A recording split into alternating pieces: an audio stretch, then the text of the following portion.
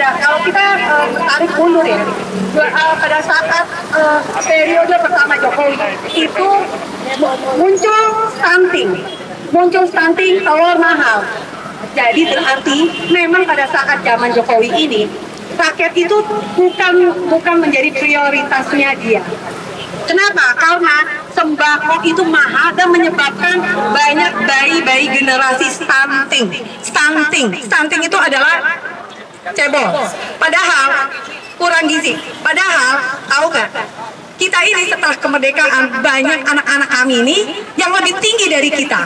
Itu artinya apa? Memang terjadi peningkatan vitamin, gizi dan lain-lain yang lebih bagus daripada orang tua kita.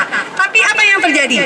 Nanti 10 tahun lagi generasi yang lahir pada era Jokowi mereka akan lebih pendek daripada orang tuanya. Kenapa? Yaitu karena mereka kurang gizi pada saat kita sudah merdeka itu kan kurang masuk akal. Kemudian makin ke sini COVID ya, apa yang terjadi dengan COVID semua banyak dirumahkan, tapi apa yang terjadi?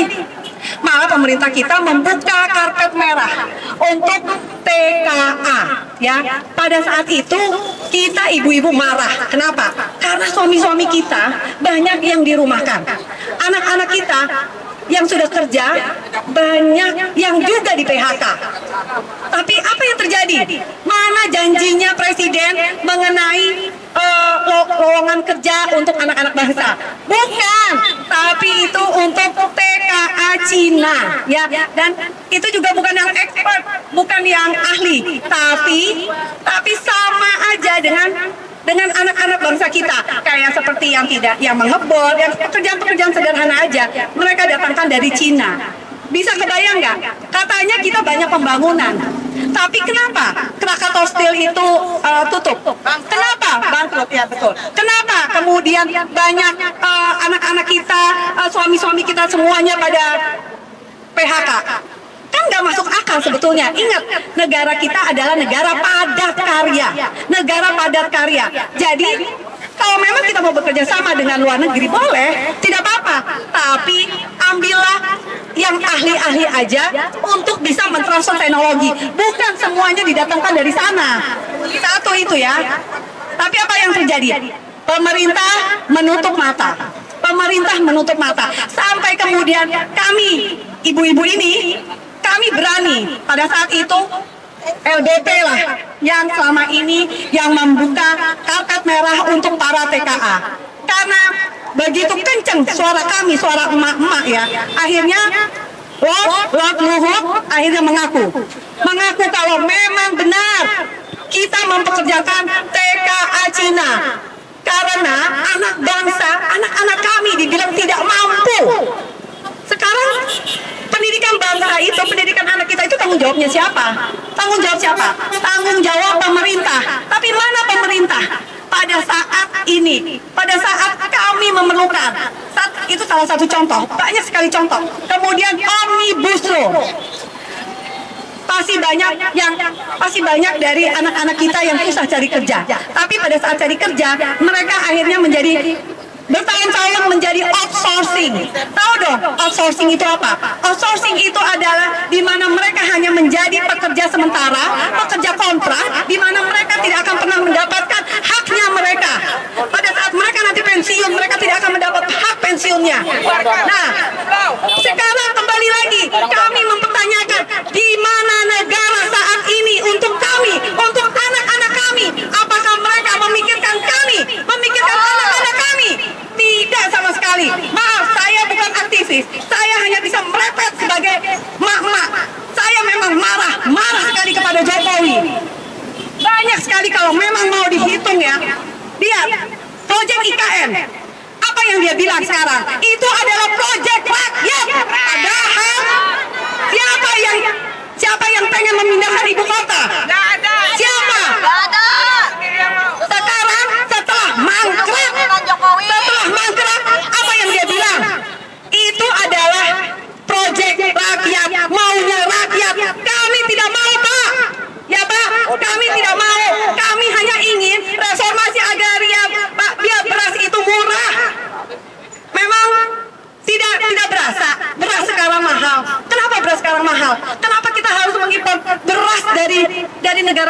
Ingat, kita itu negara swasembada, kita itu negara negara agraria. Harusnya saat waktu berapa puluh tahun yang lalu kita sudah bisa kok swasembada pangan. Kenapa sekarang kita harus kembali mundur? Kenapa? Karena tanahnya kita itu dikuasai oleh oligarki, ya, oligarki. Satu orang asing bisa menguasai berapa ribu hektar tanah. Sedangkan coba saya tanya, yang naik motor, apakah udah pada punya rumah? Belum kan? Nah, kalau memang ada, kita harus beli di banyak banget kan properti. Apakah itu punya kita? Bukan. Makanya ini negara siapa? Negara kita. Tapi apa yang terjadi? Apa yang terjadi? Kita semua dibodohkan. Jadi poster ditinggikan. Jangan lupa. Jadi sekali lagi, ya, saya, memang Jokowi adalah musuh kami selama 10 tahun ini, dan Jokowi harus bertanggung jawab dan dihukum untuk diadili atas apa yang sudah dia kerjakan selama 10 tahun ini. Terima kasih. Nanti Bu Darti. Pak Jojo. Komen Pak. Pak Jojo. Kita jangan aja yang muda kasih yang muda. Oh ya. Yang muda dulu. Assalamualaikum warahmatullahi wabarakatuh. Ya teman-teman, rekan-rekan semua, atas nama Formasi dan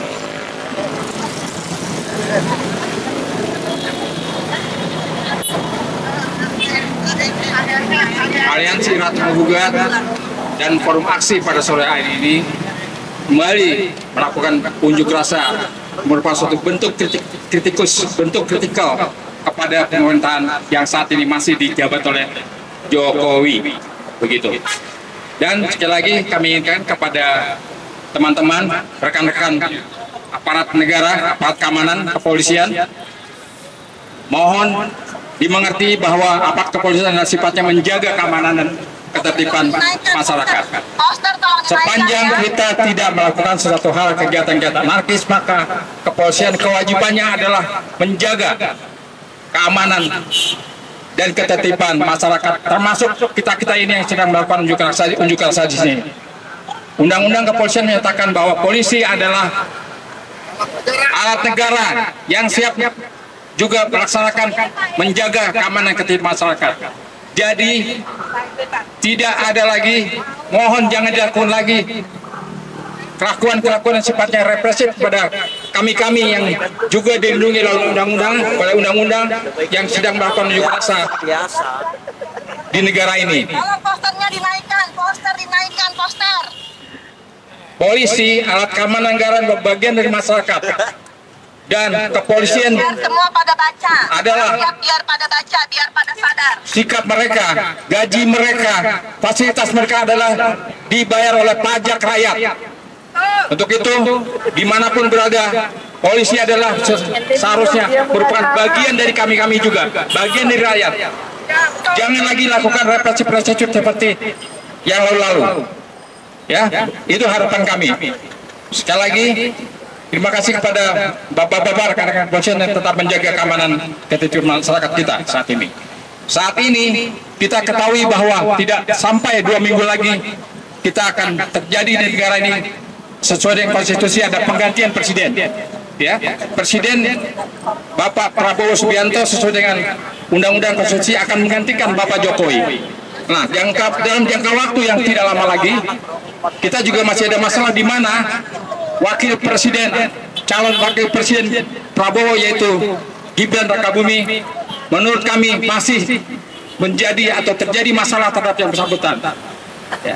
Sangat kita sayangkan. Poster tolong dinaikkan biar rakyat pada baca, biar pada tahu. Akun yang disebut akun Fulfafa, ya, itu dia sudah diakui oleh Badan Cyber Nasional bahwa itu adalah merupakan akun miliknya Gibran Rakabuming Raka.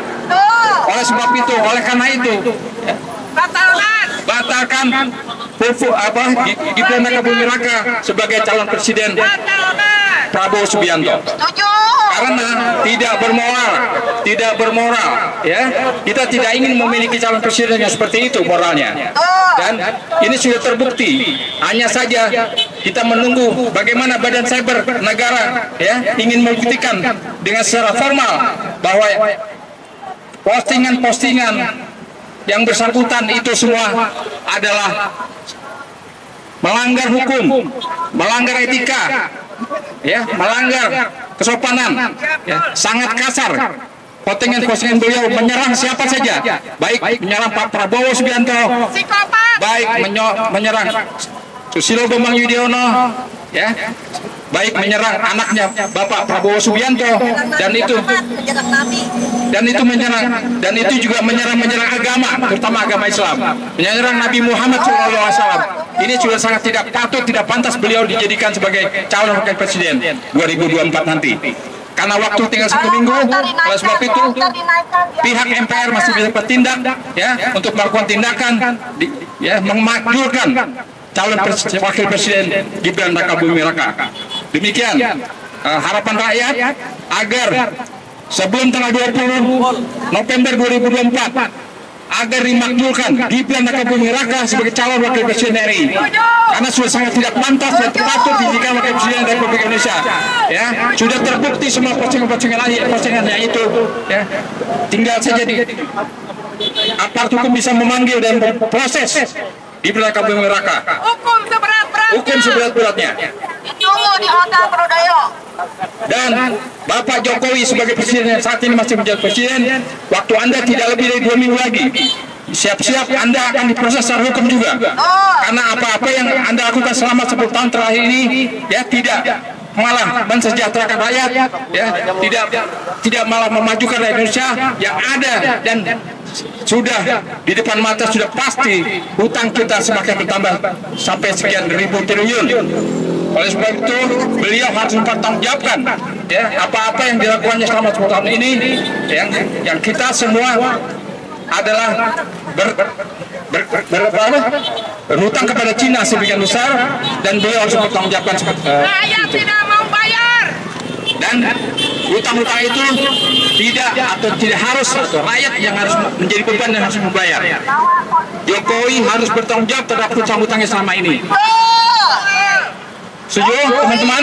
Jokowi harus bertanggung jawab terhadap hutang-hutangnya selama ini. Rakyat tidak merasa berhutang kepada siapapun.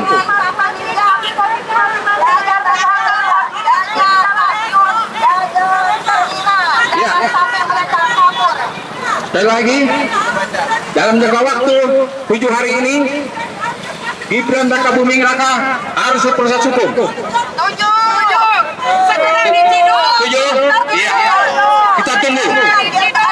Kalau tidak, rakyat akan menuntut lebih besar lagi tuntutannya kepada mereka. Demikian. Berarti. Terima kasih semua. Selamat sore. Saya terima kasih untuk Mama. Kenapa Mama harus demo di Jalan Tamrin? Kenapa Mama? Sembako masih mahal. Tidak. Di Jalan Tamrin ini milik konglomerat yang mencuri uang rakyat. Jadi Mama pantas demo di tempat ini. Kita juga mengajak mahasiswa dan rakyat Indonesia untuk nanti demo di wilayah Monas. Karena di Monas itu biaya penggantikan seluruh bagian Monas akan diganti rugi kepada konglomerat Cina. Jadi kita terus demo dari Jalan Tamrin sampai ke Monas. Simpang Emas itu akan direbut oleh konglomerat dari Cina. Jadi kita terus demo. Mama tidak boleh takut untuk demo. Sekarang kita melihat persoalan bangsa ini. Saya minta dengan hormat untuk wartawan untuk tulis, sampaikan bahwa kami minta dengan hormat untuk Jokowi dan Ibu Megawati harus mundur dari jabatannya. Kenapa Ibu Megawati Soekarno Putri harus mundur? Karena pikiran Ibu Megawati Soekarno Putri bertentangan dengan seluruh konglomerat yang mengendalikan Ibu Megawati. Jadi Ibu Megawati Megawati harus mundur. Kita melihat sekarang demo kita bukan hanya oleh bapak-bapak polisi lagi. Saya melihat tadi ada tentara berloreng-loreng yang memotret kita. Ini pertanda bahwa ada kekuatan besar dari naga yang membiayai untuk berlangsungnya sidang istimewa MPR nanti. Mama, jangan takut, ajak seluruh rakyat Indonesia untuk demo tolak ini. Kalau suara mama ini adalah suara Tuhan, saya berjanji kepada saudara-saudara, suara mama ini sampai kepada Tuhan. Bahkan kita akan menghadirkan lebih besar lagi, lidah 7 guntur untuk mengancam semua konglomerat dan negara, pemimpin-pemimpin kita, pemimpin-pemimpin setan ini. Lidah 7 guntur akan hadir nanti. Merdeka, mama maju terus, mama lawan terus. Ini suara kebenaran. Berpolitik itu artinya membangun peradaban dengan menyampaikan pesan-pesan kebenaran. Merdeka, merdeka, takbir, takbir, takbir. Terima kasih. Yang lain yang mau orasi. Bu Narti, ayo. Anak kuda dulu. Ayo, anak kuda. Beri semangat. Baik. Bapak-bapak itu kenapa bapak-bapak? Bismillahirrahmanirrahim. Assalamualaikum warahmatullahi wabarakatuh. Kesenjangan sosial menjadi masalah besar untuk kita hari ini. Bagaimana kesenjangan sosial tersebut telah melahirkan kelas-kelas masyarakat yang tidak seharusnya dihadirkan di tengah-tengah masyarakat Indonesia yang begitu plural, yang begitu urban. Dan hari ini Presiden Joko Widodo mencoba untuk mengklasterisasi setiap kelas-kelas masyarakat antara konglomerat dan miskin kota selalu dibeda-bedakan. Inilah yang menjadi permasalahan yang harusnya bisa kita bicarakan. Dalam 2 minggu terakhir akan menjadi satu hukuman dan akan menjadi neraka jahanam untuk Bapak Joko Widodo. Karena dalam 10 tahun terakhir Bapak Joko Widodo tidak pernah memberikan impact positif kepada masyarakat. Untuk sekedar informasi saya sampaikan bahwasanya di Sulawesi Tenggara telah dibangun satu jembatan dengan anggaran yang memakan biaya sampai dengan miliaran rupiah, namun isinya nol besar, hanya dibangun dengan triplek. Ini satu keanehan yang dibangun dengan judul besar dan tagline infrastruktur.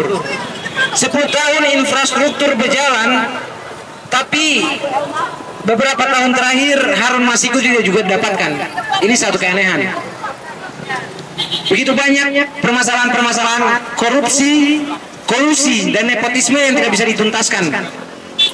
Kita hari ini bukan berbicara bagaimana Gibran Rakabuming Raka harus ditangkap, karena secara kepastian hukum dia sudah harus ditangkap, sudah melanggar norma-norma dan kemudian sudah menyerang satu institusi, yakni kepresidenan. Itu yang harus kita garis bawahi. Dan menjelang daripada berakhirnya masa pemerintahan Jokowi, perlu saya sampaikan, di PNJ hari ini kami mahasiswa hendak mengadakan konsolidasi serta teknis lapangan dalam rangka mengadakan unjuk rasa besar-besaran sebelum tanggal 20 Oktober mendatang. Perlu saya sampaikan kepada Bapak Ibu sekalian, tidak sendirian, bahwa pesan-pesan perlawanan ini tidak hanya sampai pada masyarakat menengah, tapi pesan-pesan perlawanan ini akan kita bangun dari daerah-daerah untuk kita sampaikan bahwasanya chaos bukan solusi, namun penggulingan presiden ataupun penggulingan wakil presiden terpilih itu adalah satu solusi besar, saudara-saudara sekalian. Saudara-saudara sekalian, permasalahan paling besar sekarang adalah permasalahan impor beras. Ini yang tidak pernah tercatat. Negara kita terus-terusan menggembosi terkait yang namanya reforma agraria sejati. Namun reforma agraria sejati tidak pernah dituntaskan oleh pemerintah dalam 10 tahun terakhir. Ini adalah menjadi dosa dan menjadi warisan paling buruk untuk pemerintahan berikutnya. Saya bukan hanya menolak wakil presiden Gibran Rakabuming Raka, tapi saya juga menolak pelantikan daripada Prabowo Subianto. Karena Prabowo Subianto, kami menganulir bahwasannya dia adalah dalang dibalik pembunuhan Munir Said Talib, adalah aktivis dari himpunan mahasiswa Islam. kami menuding dan menduga bahwasanya Prabowo adalah dalang daripada penculikan aktivis. Walaupun itu sudah banyak pembuktian logis secara hukum, tapi apabila tidak ditindaklanjuti, maka kami yakin permasalahan hak asasi manusia di Indonesia sampai dengan detik ini ataupun sampai 10 tahun, 20 tahun, bahkan 100 tahun ke depan tidak bisa terselesaikan, saudara-saudara sebangsa dan setanah air. Saudara-saudara sekalian, permasalahan hak asasi manusia adalah tanggung jawab kita bersama, bukanlah tanggung jawab daripada aparat penegak hukum, bukanlah tanggung jawab daripada Komnas HAM, bukanlah tanggung jawab daripada Istana Kepresidenan, melainkan tanggung jawab kita bersama untuk terus-terusan kita suarakan. Karena permasalahan hak asasi manusia bisa kapan saja menjegal saudara-saudara sekalian. Kita ketika berbicara pergerakan saudara-saudara sekalian, sama dengan halnya kita masuk dalam jurang kematian. Kita disaksikan begitu banyak aparat penegak hukum ketika kita berbicara permasalahan hak asasi manusia yang tidak tuntas dari tahun 65 sampai tahun 2024 ini, saudara-saudara sekalian. Bagaimana tentang tragedi Malari, bagaimana tentang tragedi Kudatuli, bagaimana tentang tragedi 98, bagaimana tragedi pemerkosaan atas etnis Tionghoa yang dilakukan oleh oknum-oknum pemerintahan yang sampai hari ini juga tidak tuntas.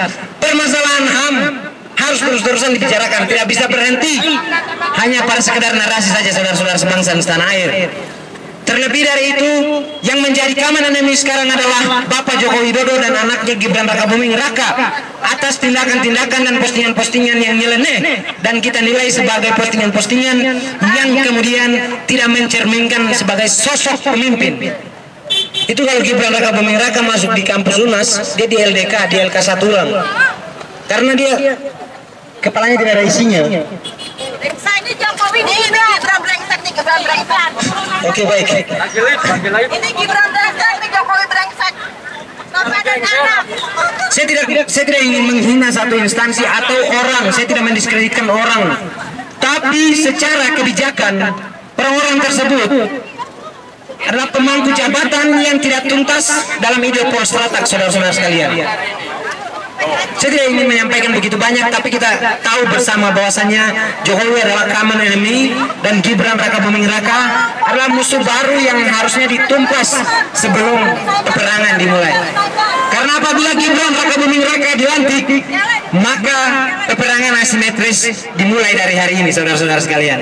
Maka tidak banyak yang bisa saya sampaikan, kebenaran hanya datang dari langit, kesalahan datang dari rezim Jokowi Maruf, dan rakyat Indonesia selalu menjadi korban daripada kebinatangan rezim yang menyerupai binatang buas, saudara-saudara sekalian. Billahi taufiq wal hidayah. Wassalamualaikum warahmatullahi wabarakatuh. Gara-gara kami Indonesia hancur. Assalamualaikum warahmatullahi wabarakatuh. Kembali kami ada di sini. Kembali kami mengkritisi hari-hari tiada henti. Karena memang harus demikian demi anak negeri. Kalau tidak ada kita yang mengatakan ketidaksetujuan, yang mengatakan protes, apa yang dipikir oleh pemerintah kita setuju? Tidak. 10 tahun kebobrokan ini sudah sangat memuakkan masyarakat negeri ini. Kita akan melalui periode penggantian pimpinan baru. Kita juga belum tahu, semua itu kehendak yang di atas, bahwa di pergantian pimpinan baru ini apakah akan berpihak kepada rakyat, apakah akan peduli kepada rakyat, atau meneruskan kebobrokan yang lama. Rakyat Indonesia ini bukan hanya rakyat miskin, bukan rakyat menengah atau rakyat pinggiran, bukan. Semua kalian adalah rakyat Indonesia. Tapi para petinggi, para pejabat, para pengusaha-pengusaha kaya, para penguasa-penguasa tambang merasa bukan rakyat Indonesia. Sudah menikmati kekayaan, lupa pada rakyat-rakyat yang ditelantarkan, dinikmati hasil tambangnya, dinikmati semua hasil-hasil negeri ini untuk kepentingan pribadi. Rakus-rakus semua. Jadi kami mengingatkan, kalau kalian bukan merasa rakyat, silahkan hengkang dari negeri ini. Karena negeri ini negeri kelahiran kita, negeri tumpah darah kita yang patut kita perjuangkan. Betapa banyak tanah-tanah masyarakat yang diambil secara paksa, tanah-tanah adat, mengatasnamakan proyek strategis nasional, itu nonsen. Padahal tikus. Hanya untuk pengembang-pengembang dari asing-asing, hanya untuk pengembang-pengembang oligarki yang tidak pernah memikirkan kesejahteraan rakyat, menyakiti hati rakyat. Bagaimana dengan anak-anak presiden menikmati? Bagaimana dengan Fufu Fafa? Bagaimana menikmati jet pribadi? Bagaimana menikmati tambang-tambang negeri ini? Maling semuanya. Tidak punya hak. Ingat pasal 33. Bumi kekayaan tanah air ini sepenuhnya untuk rakyat. Tidak boleh menguasai kekayaan rakyat, menyengsarakan rakyat. Dan kita akan terus ada di sini. Penggantian pimpinan baru, kami sangat berharap perbaiki semua kerusakan ini. Karena hutang-hutang yang sudah terjadi selama ini, walaupun untuk pembangunan segala jalan tol untuk negeri ini, tidak ada gunanya. Hutang-hutang yang menyakitkan kami tidak menikmati. Gak bermanfaat. Kembalikan semua kepada rakyat. Kami tidak ingin menanggung hutang-hutang dari pimpinan negeri ini, hutang-hutang yang dia pakai untuk kepentingan pribadi dia. Solo bayar sendiri. Jangan bebankan lagi pada rakyat. Ingat, pajak-pajak semakin tinggi. Saya lihat tol juga sudah mulai naik. Maaf ya, biar 500 perak. Pajak semuanya. Untuk satu orang 500 perak itu menyakitkan rakyat. Siapa yang akan kita tahu? Adakah semua hasil ini untuk rakyat? Tidak ada. Kita akan terus ada di sini. Kita akan terus mengkritisi supaya rakyat tahu kami ada di sini untuk membela kepentingan rakyat bagi anak negeri ini. Karena Indonesia ini adalah tumpah darah kita. Di sini kita berdiri, di sini kita lahir, dan di sini kita merasakan kesejahteraan bersama. Sekarang kita merasakan sakit bersama. Bangkit saudara-saudaraku, bangkit semua rakyat-rakyat. Ganti pimpinan-pimpinan tidak berpihak pada rakyat. Siapa mereka? Apakah kita takut? Tidak. Mereka bisa pasang semua senjata ke tubuh kita, menembak kita, tapi mereka tidak berpikir. Tidak takut. Putus satu tumbuh 1000. Rakyat akan terus bangkit. Dan ingat, ada pengadilan akhir nanti yang akan mereka hadapi. Kita tetap istiqomah kawan-kawan. Kita betul-betul memperjuangkan anak negeri ini, memperjuangkan masa depan bangsa kita. Bisa kita bayangkan bagaimana anak kita nanti kalau melihat negara ini bukan milik dia lagi. Di mana keberpihakan pemerintah pada kita. Itu akan kita tuntut terus. Demikian dari saya. Assalamualaikum warahmatullahi wabarakatuh. Waalaikumsalam. Bismillahirrahmanirrahim. Assalamualaikum warahmatullahi wabarakatuh. Waalaikumsalam warahmatullahi wabarakatuh. Sekali lagi saya ucapkan terima kasih banyak seluruh anggota ARM atau emak-emak yang setiap minggu di tempat ini menyuarakan aspirasi, keluhan dari rakyat. Mudah-mudahan keluhan-keluhan curhatan ini tidak terjadi, tidak juga dikenakan nanti seperti saudari Septia, yaitu undang-undang ITE kan gitu. Mudah-mudahan ini tidak terjadi di tempat ini. Karena apa? Pemerintah kita, penegak hukum kita, ini siapa yang memesan, siapa yang memakai, itulah peraturan ini tajam ke bawah, tumpul ke atas. Kenapa?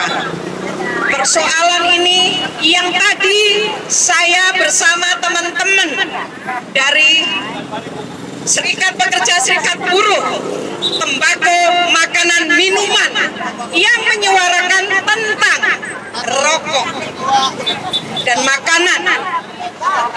Kementerian Kesehatan membuat aturan tidak pernah melibatkan serikat pekerja maupun serikat buruh.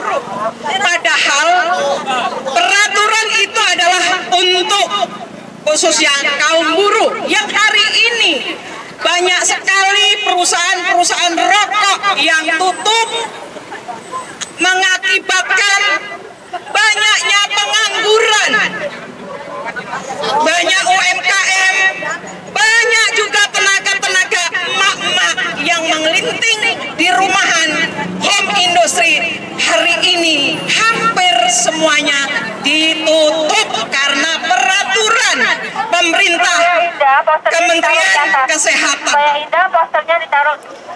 Jadi rokok ini cukainya, pajaknya sudah besar, dia mau ambil pajaknya, tapi tidak pernah hadir setiap ada persoalan perburuhan di sektor itu. Lantas, apa yang harus dipertahankan? Yang mau saya kaitkan adalah Presiden sebelum jadi, dia berjanji 10 juta lapangan kerja. Di mana lapangan kerja itu hari ini hanya omong kosong, hanya omdo.